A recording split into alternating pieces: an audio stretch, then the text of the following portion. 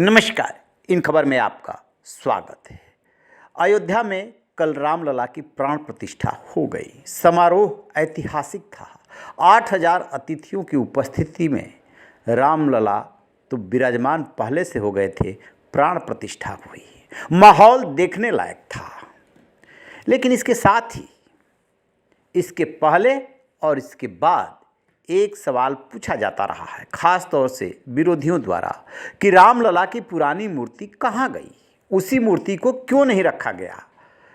कांग्रेस के नेता हैं दिग्विजय सिंह, बहुत सवाल पूछते हैं। उन्होंने भी इस सवाल को उठाया था।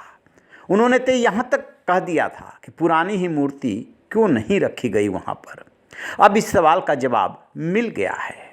श्री राम जन्मभूमि तीर्थ क्षेत्र के कोषाध्यक्ष हैं गोविंद देव गिरी।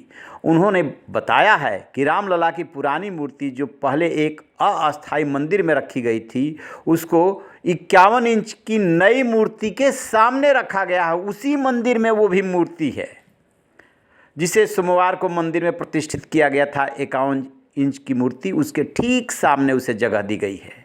उन्होंने कहा कि इसे रामलला के सामने रखा गया है। मूल मूर्ति बहुत महत्वपूर्ण है।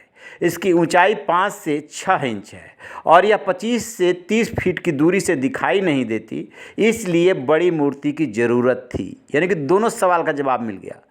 पुरानी मूर्ति उसी मंदिर में रामलला के सामने है, यानी कि जो सामने 51 इंची की मूर्ति लगी है, ठीक उसके सामने वो रखी हुई है। और ये सवाल उठाया गया था कि नई मूर्ति बनाने की ज़रूरत क्यों पड़ी, पुरानी ही मूर्ति क्यों नहीं रखी गई। तो उसका जवाब आया है कि पुरानी मूर्ति 5 से 6 इंची की है, जबकि नई मूर्ति 51 इंच की है। 5 से 6 इंच की मूर्ति 25 से 30 फीट से दूरी से दिखाई नहीं देती, इसलिए नई मूर्ति की ज़रूरत पड़ी है।